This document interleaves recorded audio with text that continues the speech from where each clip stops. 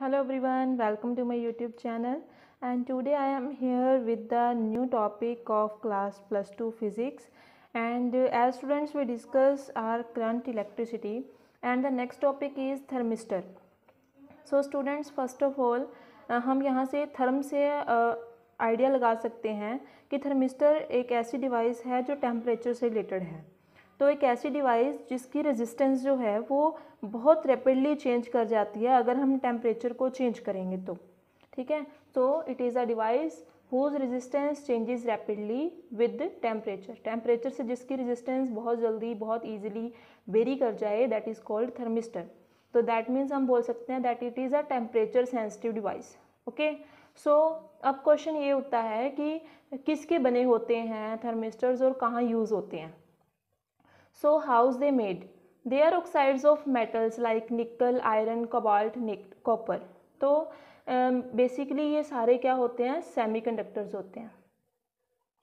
तो मीनिंग जो हमारे पास मेटल्स हैं ये उनके ऑक्साइड से, देखो ये पाउडर शेप में होते हैं, ठीक है। तो मेटल के ऑक्साइड से हम क्या बनाते हैं, थर्मिस्टर बनाते हैं।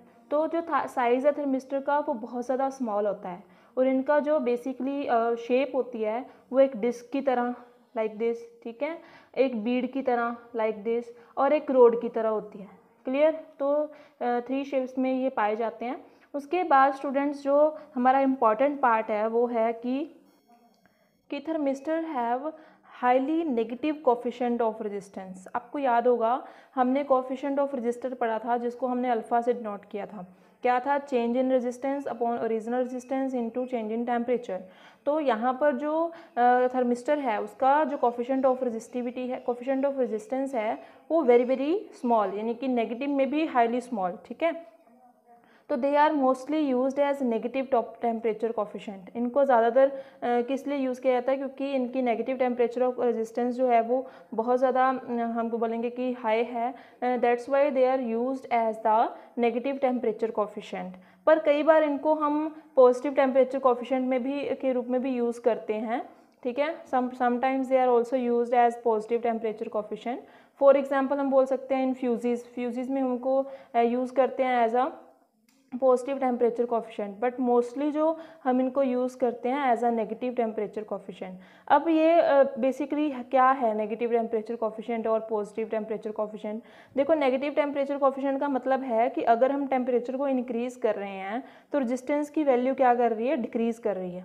अब आप खुद सोचो, अगर रेजिस्टेंस की वैल्यू डिक्रीज़ करेगी तो करंट ईजिली फ्लो कर पाएगा, मतलब कि नेगेटिव टेम्परेचर कोफिशिएंट वाले थर्मिस्टर को यूज़ करना हमारे लिए फेवरेबल है। Clear?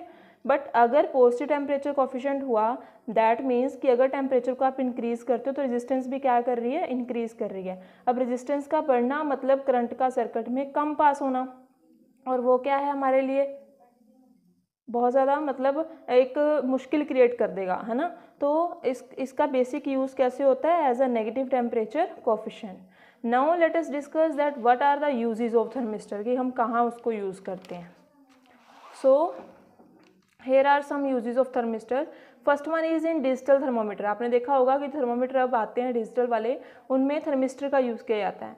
Second thing in cars में कैसे, टू मेज़र ऑयल के अमाउंट को मेज़र करने के लिए और टेम्परेचर ऑफ कूलेंट को मेज़र करने के, जो उसमें कंडेंसर लगा होता है कार्स में, उसका टेम्परेचर मेज़र करने के लिए हम क्या यूज़ करते हैं, थर्मिस्टर। ओवंस में, रेफ्रिजरेटर में क्या यूज़ किया जाता है, थर्मिस्टर। हीटिंग और कूलिंग प्रोटेक्टिव सर्किट जितने भी हैं लाइक एसी हो गया, या हम हीटिंग में ले तो हमारे पास इलेक्ट्रिक हीटर हो गया, उसमें सब में क्या यूज़ किया जाता है, थर्मिस्टर। तो these are the some uses of the thermistor.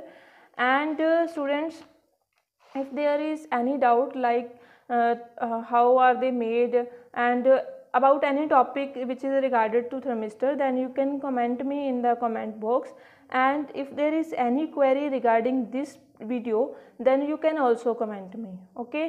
And अगर वीडियो अच्छी लगी हो तो चैनल को लाइक ज़रूर करें और सब्सक्राइब करना ना भूलें। और नेक्स्ट हम करेंगे super conductivity, okay, that is also an important part of this chapter, okay. Thank you.